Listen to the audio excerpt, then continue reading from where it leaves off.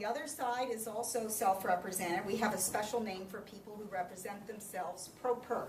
So that's why you're all here, because you don't have the benefit of lawyers helping you. My name is Judge Berkow. I run the Children, Family, and the Law program here at JFK Law School. I also teach at Golden Gate. In fact, we have one of my Golden Gate students here helping us tonight, along with 2 attorneys. Let me introduce everyone to you. This is Salam. I'm probably spelling this wrong. Something like that.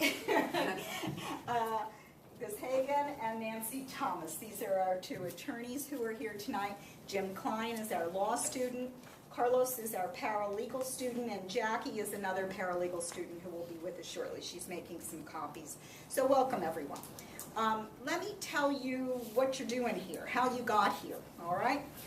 Someone filed for divorce, and your case has been set for the double ProPer settlement conference. It's been our experience. I've retired from the bench now for over a year, but I was on the family law bench in Contra Costa for 20 years. One of the things I wanted to do to help the court upon retirement was to help people who represent themselves get a little more prepared to go to court, okay? Our experience is that it's a pretty crazy-making process getting divorced, all right? There's really usually just lots going on, lots of confusion, lots of expectations that may or may not be realistic. And what we're here to do today is to try to give you a better idea of the process. It's probably the most emotional thing that people go through in their life, being separated. Almost like someone you love dies. That's the level of emotional stress that's created by a divorce. Knowing that, we're talking about children, we're talking about money, we're talking about property, and like I say, these things make people very emotional, right? What my main job tonight is to try to get you to be a business person, not that emotional person who has all kinds of feelings, understandable, about the divorce, because those feelings get in the way of the information that you need to be successful in court. So, take off that emotional hat, put on that business hat, and we're going to help you make some business decisions about how best to proceed with your divorce. Now, the biggest problem that we family law judges have are people are not ready for the settlement conference. In order for the attorneys in the courtroom and the judge to get your case settled, you have to have your documents in order, and you have to do your homework. So our job today is to tell you what you have and what you don't have, and what you need to get together between now and the date that you have your court appearance. Now, I think we know everyone who is here. I have already asked permission to call you all by your first names. Everybody's okay with that, so I don't butcher the last name. We have Joseph and Cynthia. We have Nathaniel, all lonesome there, without Keisha, who is not here. All right, and then we have Treba, yes, right, and Alonso. Okay, so we know who you are. Now, what I want to make sure is we've got our first form. We're going to go through this form packet with you, and I'm going to give you some really basic information before we have the attorneys and the paralegals meet with you separately. The first form that you all have signed already, let me just make sure you understand what you signed. You need to read things before you sign it. Everybody with me on that? Everybody carefully read this, right?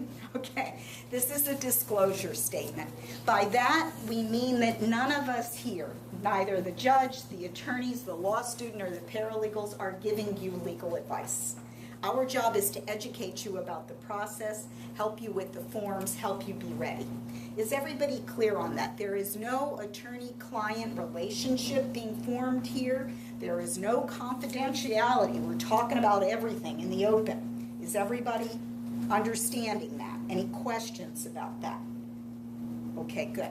So we have your disclosure statements and we can proceed. We're going to need to see all of your court forms. I think Alonzo came in a little late. The other folks have had the benefit of the paralegal and the law student helping get their court forms in order chronologically. And what we need you to do, folks, whatever you brought with you, you may have everything, you may not have everything, but we want you to show it to one of the attorneys or the paralegal. They'll help you put it in order. Now, let me go through this packet with you so you know what we're going to be talking about and looking at today. And Nancy, if you wanted to make copies of the disclosure forms for the bar, the faculty center's resource center is right down the hall here. All of that was a copy there for us. Okay. Okay, let's have everybody's attention up here, Jim. Let's have everybody's attention up here, then we'll go back and have the one-on-ones, okay? Yep. All right, we already talked about form number 1. Everybody's got the packet in front of them, your color-coded packet, right? First form, your green form, your disclosure statement, you already took care of that. This is the most important form next. It's a buff-colored form. It's labeled issue list. Everybody get that out. Take a look at it. I want you to see it as I talk about it. Okay? Everybody got it? Okay. What this is it gives us your case information, which the paralegal needs to help both parties fill out with the case number and the names accurately stated. And most importantly, it's going to tell us what's at issue, what is agreed and what is disagreed. There is no bargaining or negotiation going on here. This is just a list. We're trying to brainstorm, okay? All of the things that may be at issue, the students are going to help you and the attorneys are going to help you list them out, such as child custody, child support, spousal support, property. Will help you make a list of what is agreed upon and what is not agreed upon. This is the document that is most helpful to the attorney and the judge who is going to be dealing with you in court. The student's job is to make sure that it is as accurate as it can be, okay? We'll come back to that. Now, students, if you're sitting there with nothing to do, you can start filling out the top for them with a case name, case number, and the party's name, okay? Now, the next sheet in your packet is something called a property declaration. It's marked property declaration at the bottom. Now, these pre-printed forms are judicial council forms. Everybody get out the property declaration, so you can, that's it right there. Nathaniel, you have it. Treva, you have yours in front of you, property declaration. Alonzo, you good? Yes. Okay, Cynthia, you have it? Joseph? Yes. Good. Okay, now, some of you may not have filled this out yet. How many of you have not? Raise your hands. Okay, pretty much everybody. You may have another form called Schedule of Assets and Debts that is similar to it, but the students are going to help you with the property declaration. Let me tell you what this is. This is a form that lists out every single bit of property that is at issue, whether it is property that you believe is yours and not the other parties, or whether you believe that you have a community interest in it. Any and all property. Personal property like jewelry, cars, boats, bank accounts, and real estate. Any either family residence that you own or other property that you may have. Any and all property. Now, you may not even have thought through every bit of property you've got. If somebody asked me right now to write down my property, I would be lost, okay? But you're here to be found. You've got to start thinking about this in an orderly, business-like way. What is all of the property at issue here? Now, the reason this is important is these abbreviations. Now, we're going to talk about these, and I want you to see what I'm saying here. DON. Who knows what DON might mean? Students may not play. Date of what? Marriage. Marriage, exactly, Joseph. Thank you. All right. Since you got that, we'll keep you on the spot. DOS. Date of separation. Date of separation. Very good. All right. I want everything out of your mind right now except the date you got married and the date you separated. Write that down. Okay? Jackie, can you give that to Nancy? She'll have that put together for us. Write the dates down? Or? Yeah. Write the date you got married on your little scratch pad that I gave you. Write the date you got married and the date you got separated. If you do not remember the date you got married, it should be in your petition for divorce. Okay? Also, the date of separation should be in there. All right. Why is this important? Yes, Cynthia. There's a discrepancy on the date of separation. Right. And that is often one of the issues that is disagreed. I have the same problem. Okay, good. So let's put down the date. Nathaniel is a bit at an advantage here because Keisha decided not to show up, right? Nathaniel is uncontested here today. So Keisha is going to have to get her act together between now and the time she gets to court. But you write down the date you think it is. Cynthia, you write down the date you think separation is. Joseph, you write down the date you think separation is. The reason this is often disputed is because of these things. Who knows what I mean by SP? Anyone take a guess? SP? What do you think, Treva? Separate property, okay?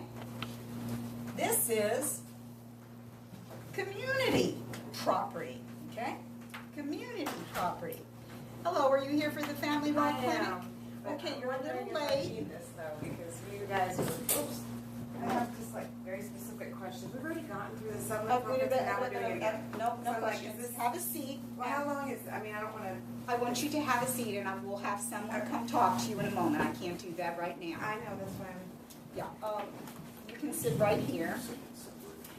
Okay, Jim, can you get her signed in? I really do. Okay, so folks, where I was is separate property and community property.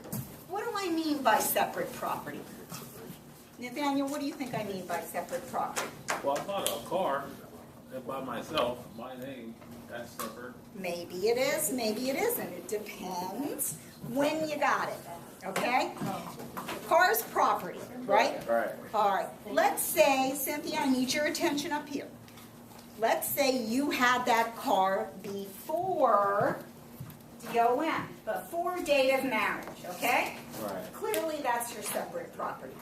Unless you bought the car and you got a loan for it, and during the marriage, you were paying on that loan. Why? Because you're using the community resource, the community income to pay off the loan.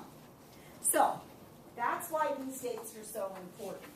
It determines, the date of separation determines whether something is going to be considered separate property, which is the other side does not have a claim in, or community property, which the other side does have a claim in. Okay? Everybody clear on these abbreviations? Date of marriage, date of separation, you're all going to write down those dates. And you now understand that separate property is what you had when you came into the marriage, before you got married, right? Car, bank account, stock, whatever it may be. And everything else, all the other property that came into the marriage during the time you were married, is generally community. Now, there's some exceptions to that, and we'll talk about that in a minute, okay? After separation, look what happens. It becomes separate again, all right? Now, what I'm talking about there is new property coming into the union. New property, not property that's been sitting around, okay? All right, so let's take that car, Nathaniel's car. He had it before he got married. It's his separate property car if it's paid off completely. If it's not, if Nathaniel and Keisha were married during the time payments were being made on that car from income of the marriage, there's a community interest in it that Keisha has, some reimbursement issues, okay? Yes? Even though we don't live together, Living together has nothing to do with it. wow.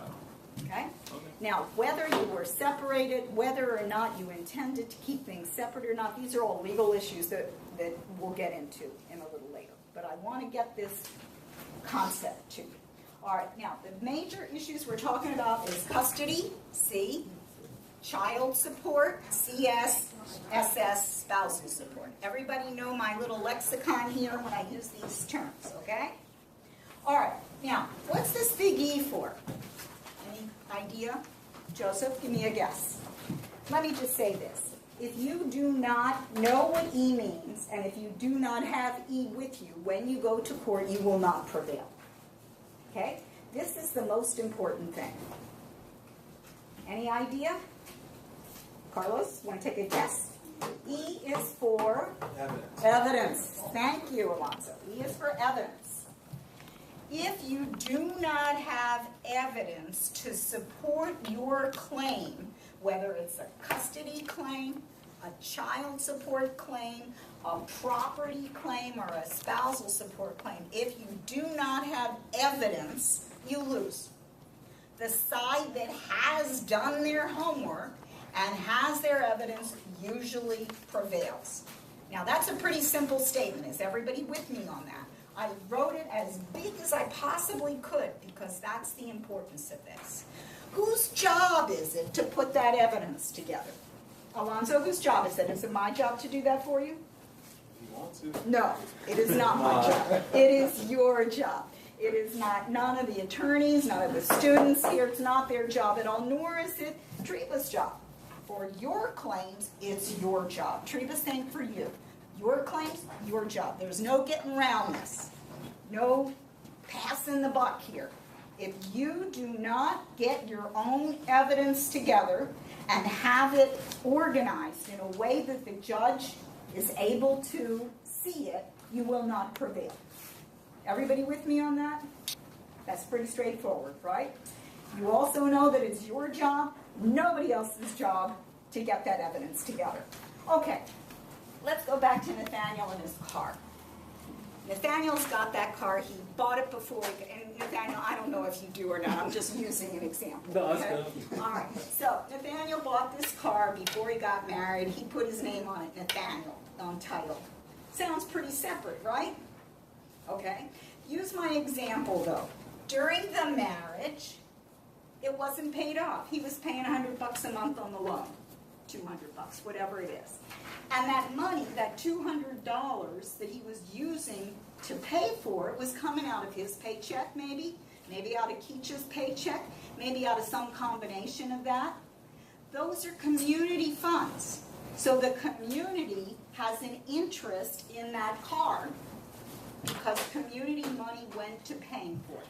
All right? Nathaniel says, she didn't pay for it at all. I paid everything out of my separate property account. I had a bank account. It had $5,000 in it before I got married, and that's the account I used to pay my loan. Maybe. What does Nathaniel need to show? Evidence. All right. What kind of evidence does Nathaniel need to show for that? He needs the title to the car, right? Yes? Bank statements. Bank statements. Good, Joseph. The bank statements will show, let's say you have that nice little $5,000 bank account that you were using to pay off your car loan. Your monthly bank statements are going to show a withdrawal of $200 every month, right, to the car company. So the bank statements, all right? Let's say you paid off the car at some point. You're going to need evidence of the payout of the loan, right? That it's satisfied, okay? Let's say Keisha said, Nathaniel, I want my name on that too. And you change the title. That's evidence also. Anytime title changes, evidence. It could be title to a vehicle. It could be a deed to a piece of property. Evidence, okay? Evidence usually in these matters are documents. Sometimes testimony, but for the most part, documents. If you do not have documents and you go into court and you come tell the judge, oh, well, this is the way it was, I'm going to tell you that doesn't do anything for me. Where is your corroborating evidence? Do you ever tell your kids saying doesn't make it so? I would tell my kids this constantly. ancient children that I now have. Saying doesn't make it so, right? You need to be able to prove it up. Because in a divorce proceeding, I'll tell you what term judges use. Here's our terms. We say the he said, she said version is not very persuasive. Alonzo's going to want me to see everything according to his interest. Treva is going to want me to see everything according to her interest. And neither one of them has any evidence. So you know what's going to happen? And I'm sure you two are going to be prepared, okay? Just bear with me for a minute. You come to court, you didn't do your homework, you don't have your evidence. Here I am, and I'm going to say to you, I'm sorry, folks, you are not ready for a settlement conference. You have no evidence. It's what you say and what you say, and that's not good enough. Go away, come back, miss another day of work. Come back when you've got it together. Okay? Are we all clear here? Saying so does not make it work. You need to be able to prove it with documents. Yes, How many times we got to go back when they don't do? I'm not really trying to take nothing from her. I don't want nothing from her. She wants my stuff. Well, then, we've got it disputed. She's not even covered. We done been to court several times already. Okay. What you think you may need and what you actually need may be two very different things. And we're going to go through that with you to make sure you're right about that, okay? Even if you are not making a claim, even if you were just defending a claim, you still need evidence to defend that claim, okay? Now, the person who is, let me just tell you something in law called a presumption. We presume that property that comes into the marriage, assets that come in during the time of the marriage, there's a presumption of law that it's community. So, if one or the other of you are saying, no, that's not community, that's my separate property, you're fighting that presumption. You've got the burden to show with evidence that it was your separate property, that you had it before marriage, okay? So the presumption is that property that comes in during the marriage is usually considered community unless the party who is claiming it to be non-community or separate has evidence to show that. Remember that separate bank account that I gave Nathaniel of $5,000? He's going to prove that up with his bank statements, etc., etc. Okay? Okay. Now, in terms of the good news, that's the property, assets. We've been talking a lot about assets. We haven't talked about the bad news. The bad news is the negative side, the debts, okay? Every marriage has assets and debts. Same thing is true, same presumption is true for the debts as for the property. If you incur a debt during the marriage, it is deemed to be, it is presumed to be, what, Alonzo? Who owes that debt? If it's incurred, both of you, 50-50, right? That's what community means in California, okay? If you're saying, well, wait a minute, I didn't authorize that, you're going to have to come up with all kinds of evidence to show that that was not a community debt, okay?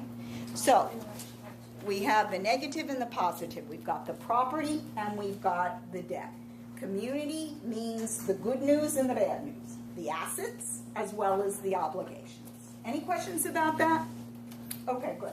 Now, what this little form that we're all looking at is, property declaration, is your little place that you need to put down. Whether you want something from her or not is irrelevant, Nathaniel. You have to list out every single piece of property that you've got that may be at issue, that she may be making a claim for or you may be making a claim for. Things like bank accounts, things like pensions, things like stock, things like retirement, RSU, retirement stock units, or whatever that stands for, I never remember. Anyway, all of those things, you've got to list it out item by item by item, and the attorneys and the students are going to help you describe it very particularly. Let's say, Cynthia, I'm going to pick on you, if I may. Let's say you've got several bank accounts. You've got one at Chase, you've got one at Wells Fargo, you've got one at B of A, okay? And one of them's a money market account, and one of them's a savings account, and one of them's a business account. Carlos, or one of the attorneys, is going to help you list here, make sure that you itemize the last 4 digits, that's all we want, the last 4 digits of the bank account. So you're going to say, Carlos, when you're going through this, Wells Fargo money market account, last 4 digits, blah, blah, blah. Why only the last 4 digits? This is Nancy's cue. These records are public records. People can go back and get your confidential information, like your bank account numbers, your social security numbers. All of those kinds of numbers need to be blanked out on the documents. You do not want to be a victim of identity theft. So black it out. Okay, but you do need to put in enough so we know what you're talking about. The last 4 numbers of your bank account, your stock numbers, your social security number, your pension number, whatever it is, okay? So each item, let's just say this is Cynthia's property declaration. And item number 1, Wells Fargo, okay? Item number 2, hello. Are you Keisha by any chance? All right, you're late. Let's see. Triba, can I ask you to relocate over to this seat here? Thank you very much. Keisha, you're going to take this one, and we'll have to do our best to tell you the half hour you've missed here. Okay. Anyway, back to Cynthia and her many, many bank accounts. She's got them all listed here with the last 4 digits and the balance, okay? And whether she is claiming them to be what? Separate or community, okay? Same for Joseph. Each account, brokerage account, credit union account, bank account, any financial institution, okay? Stock, anything there, any pension fund, any of that, itemized. So we can identify it, and we know what you're claiming it to be, either separate or community. Now, you told me, Cynthia, a little bit ago that the data separation is disputed in your case, correct? Okay. Whether something is determined to be community or separate may depend on what the court finds to be the data separation, okay? There's lots of legal tests as to how you go about establishing what is or what is not the data separation. But the reason that's important is for not only the property claims, but also for the debt claims, okay? All right, so the property declaration walks you through that process. Each item, and you know, students and attorneys are going to help you get through this document, each one of you. We're going to put whether you're the respondent or whether you're the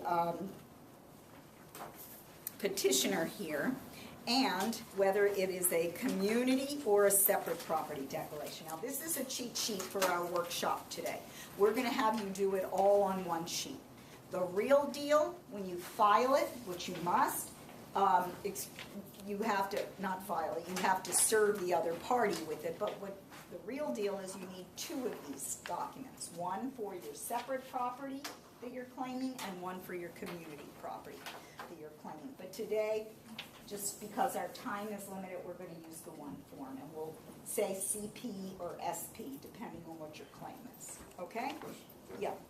On the date required, do you want the month and year, or one exact date? As specific as you can get. Most people can't get the date unless it's some, you know, a deed or something or whatever. So as close as you can get. So the date you acquire it, and then the gross fair market value. Let's go back to Nathaniel's car. Nathaniel, it's not what you paid for the car that you put down here. It is the current value of the car. Kelly Blue Book. Usually the medium, not, you know, there's 3, good, bad, Yeah, 4. there's excellent. Right. Usually nothing is excellent. As soon as it comes off the lot, it's not excellent. Right. And to the extent you're saying it's excellent, you better have your evidence in order, right? You better have that appraiser's, oh, this is an excellent one. Okay, so wrapped in bubble wrap. That's what we mean by fair market value. It is the current value. Let's say, Treva, let's say you've got a dining room set that y'all got during marriage. And let's say you paid $4,000 for it. It's really a nice dining room set, okay? However, that's not what we put here. What we put here is the current value. That means, what is it going to get on Craigslist, okay? What are you going to be able to get for it now? And the big sticker shock for everybody is the diminishment of whatever it is they paid for it. That car, nowhere near what you paid for it, what it's worth now, right? That dining room set, nowhere near. What are you entitled to, Alonzo, in our hypothetical dining room set? Half of what? Half of the current value, not half of what y'all paid for it. Everybody clear on that? Okay. And then in the last space over here is your proposal for division.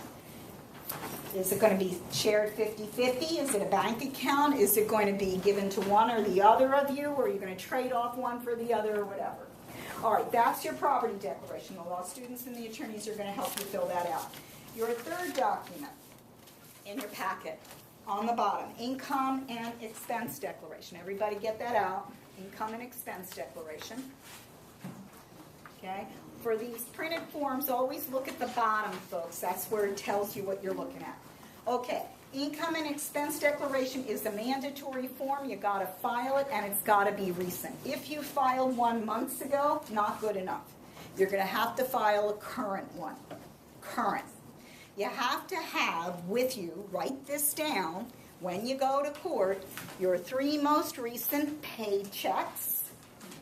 3 most recent paychecks and all your W-2s, or if you have a fancier income, your K-1s or whatever, you have all your tax forms from the last tax year.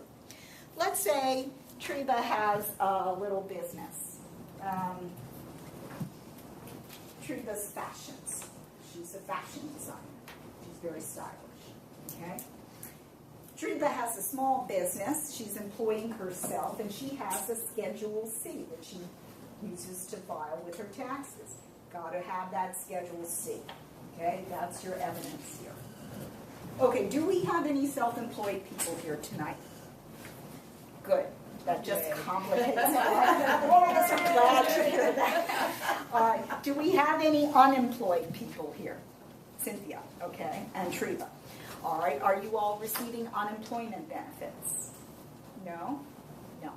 Okay, so there may be some spousal support issues as to what your earning capacity is and what you need to do to get to the job market and get started earning, which is your job upon separation. How about retirement? Do we have anybody with pensions? You have a pension? Pension? Okay, what kind of pension? Teamsters. Teamsters, good. 401k, and then it's SRIP. Okay. So a 401k is a little different. That's your voluntary. Your employer puts some in, and you put some in. Okay, Jim's going to help you with the details of that account and its balance. And the Teamsters pension is a little different, and that brings me to the next document here, after income and expense declaration, which says pension benefits. Everybody see that one? Pension benefits. Okay? If you've got a pension, this is a Band-Aid. This goes on your judgment. Do not forget to put this on your judgment. The Band-Aid, because you're going to need a fancy something called a quadro, Qualified Domestic Relations Order, to divide up the community share in that. So Nathaniel, I paid the wrong one. Yeah, I don't have a packet. yeah, we can get you a packet. Okay, everybody's got to tell everybody everything. Okay, Cynthia, by the end of this process, you're going to know everything. Joseph's going to know everything. You're going to know everything. Used to say to my ProPers in court, might as well shoot yourself in the foot, because everybody's going to know everything anyhow, and you're going to have sanctions if you don't timely provide what you're supposed to provide. So let's put that to rest, okay? This is full disclosure. That is our law in California. You've got to do it.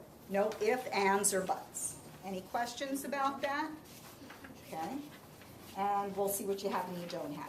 This pension benefit form, let's say for Keisha, leaving your 401k out of it for a moment because that doesn't get handled like a pension. You need to make sure, Keisha, and you too, Nathaniel, on your divorce judgment that you've got this pension benefit attachment. And what it says here is Teamsters, and Nathaniel, you need to put the details of your local or whatever it is here. And what this says, Keisha, is that your community interest in his Teamsters pension, which is the money that went in during the marriage, half of it, not all of it, half of it, and not all of it, whatever you had before and after is yours.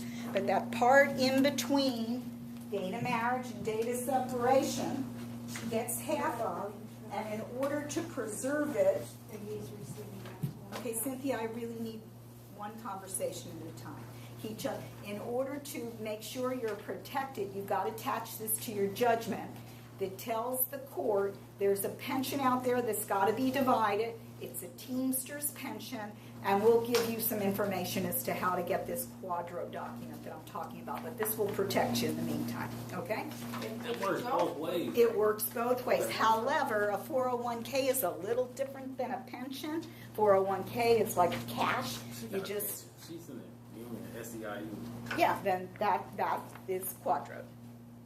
And she's got a 401k to which you're entitled to some. Pardon me? She got everything I got. Here's what I tell my law students and my children. Never say never. Never say always. You know why? You're always going to be wrong. I just said it, didn't I? There's no such thing as an absolute universal. There's all kinds of shades of gray. Lawyers, that's why you need us. All those shades of gray. What you think is clear is not necessarily. What you think you may have evidence of, you may not. Okay? That's why you're here tonight. All right, And so let me tell you, if you don't put that document in, and there's a pension plan out there, and time passes, you're SOL. You're not going to be able to get your community share of that pension 10, 15 years down the road, unless you get the document in there waving the flag. So it's protection for both of you until such time as you hire that expert who's an actuary to prepare this qualified domestic relations order. You're both protected. You and her SEU pension and you and his Teamsters pension. Okay? But if you don't have it, as Nancy says, it's not a good thing. Okay? You need to protect yourself to make sure you have that as part of your judgment. All right, back to that income and expense declaration. That's the one before. It's got to be recent. It's got to be within the last, really, 90 days. If you have something older than that, not going to work. If you had a change of job, any kind of major change, you're going to have to do it again. Okay? Have to attach your 3 most recent pay stubs, your W-2s, your K-1s, whatever your tax records are as well. And have those ready to go. That's your job. That's your evidence. You've got to have that ready when you go to court. Okay? When we say income, I want you to visualize a big kitchen sink. How many cooks do I have here? How many people like to cook? Come on, no, okay, 1, 2, all right. If you like to cook, you need a big sink, right? Okay. That is, from your judge, let me tell you, that is the California definition of income. It's a big old kitchen sink. Everything goes in there. Unemployment benefits, Social Security benefits, disability benefits, veterans benefits, all that stuff is income. It goes in there. Self-employment, interest, stock dividends, everything goes in there, okay? It's a kitchen sink. Everything is income. Everything goes in. There's a couple exceptions that we probably don't need to get into since we have no self-employment here. But that's what I want you to think of when you think of income. Now, in addition to that big old sink of income, guess what? Those of you who are not working, the law of the state of California is upon separation, you're going to go out there and do everything, you two are my unemployed people, that you possibly can do to support yourself. Why? Because the person who was supporting you is no longer available to do that. That's no longer going to be that person's job. It's going to be your job. If you are not employed, Support is usually set based on what we call earning ability. What skills do you have? When did you last work? What's your education? What's your previous job experience? What's the job market like for that right now? Okay? What's the plan in terms of how you're going to get to where you need to be to support yourself? Okay? And we'll go through that, whether that's an issue for you or not, in a moment. All right, your next sheet, pretty pink, is child support. How many people have kids? I know you two do. I saw her outside. Okay? Okay. Child support, this is what pretty much is the law of child support. We're going to go over that with you for those of you that need to know that. How many of you have a case open with the Department of Child Support Services? Okay, good, because they're going to do most of the work, and we just have to acknowledge their case number and what proceedings have occurred in that case. Okay? Okay, stay with me, Alonzo. I know it's a long day. All right, here's the yellow sheet, 4320, spousal support. How many of you are claiming spousal support? Raise your hands. Okay. All right, now, put your hands down. Two kinds of spousal support. Temporary spousal support and permanent spousal support. These are apples and oranges. They are entirely different. How many of you have temporary spousal support orders in place already? One? Just one? Okay. Now, whether that temporary support continues to be your permanent support, don't know. Usually not. Usually, temporary support's much higher than the permanent support. What this yellow sheet educates you on is what a lot of lawyers really need help with.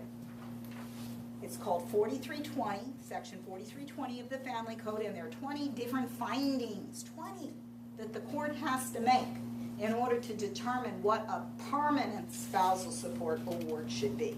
What are you going to need about each and every one of those 20 findings, ladies who are seeking it? Evidence. Okay?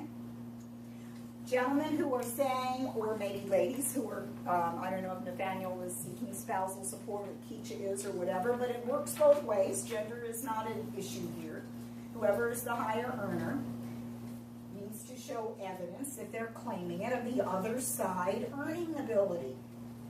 Let's just give you a for instance. Let's say Alonzo comes to court and says, you know, Treva used to make a lot of money. She was a nurse. And she's got a great education. She was a really good nurse. She was making big bucks. And I know there are nursing jobs out there. Is that good enough evidence for the court to find Treva doesn't need spousal support because she's a nurse? No. Alonzo, what are you going to need to come up with if you're making that argument? Don't know whether you are or not, or whether Treva has a nursing education. But let's just pretend, okay? You're going to need evidence to show me she's got the credentials, that there's no updates that she needs to get in order to be employed. You're going to need to show me there's a job out there that she can do. Not that she'll get it necessarily, but there's one out there she could apply for, and that it earns a certain amount. Okay? Your burden to show that earning capacity. Now, let's say Alonzo can't show that, and the judge turns to Treva and says, Treva, I understand that he hasn't shown that you can do what you used to do and make all that money, but there's no reason you can't go down to McDonald's and flip some burgers, right? You have a disability? Okay. Does that disability prevent you from flipping hamburgers? Maybe, maybe not. What do you need, Treva, to show that you can flip hamburgers? What do you need? Whose job is it? Yours. You've got to show evidence of that disability. Now, if you are receiving disability benefits from the government, that's only part of it. Because that government disability usually says he can't do your old job. But you still may be able to do something else. Maybe you can't flip hamburgers. Maybe you can be a greeter at Walmart or something. Okay? You have to show a recent letter from your doctor who saw you in the recent past, exactly what the problem is, exactly what the limitations are. Can't lift more than X number of pounds, can't sit for X number of minutes, whatever it is. Whose job is it to show the evidence of that? Your job. What happens if you fail to do that? Alonzo's going to say, she can make a minimum wage. Here, Judge, here's all these jobs that are available. That might be imputed to you and affect your support. Follow? Okay. If you can't do it, you can't do it. whose job is it to show? Your job. Okay, that's spousal support in a nutshell. And, as if all that wasn't enough, gave you a pretty purple sheet. These are to take home, folks, so you can study it. The essentials of community and separate property law. And we'll go over that with you when we go through your property deck. The last green sheet here, very important. Everybody got it? It's the family law section checklist. It's got a little letterhead on the top. Everybody's got that? Yes? Yes? No? Okay. Green. Okay. This is your to-do list. This is what your to-do list is. And the students and the attorneys are going to help you figure out what it is you need to do before you go to court. Okay? What evidence do you need to get together? So, most important out of all the documents I've shown you are the first one, the buff colored sheet. What issues do we have? What's agreed? What's disagreed in detail? And your to-do list. What evidence do you need to claim? All right. In a nutshell, that's our process here. Are there any questions about that before we let the lawyers help you specifically? Something that I want you to think about and do it right now. Take your buff sheet out. It talks about what you agreed to and what you haven't agreed to. I want you to put on it the date you're supposed to go to the settlement conference, the department that you're supposed to. Yeah, let's start with that. Everybody pull that out. Get us the date and the department. Okay, you see the caption, name, case number, department number, next appearance date, okay? Then we will help you with the rest of it.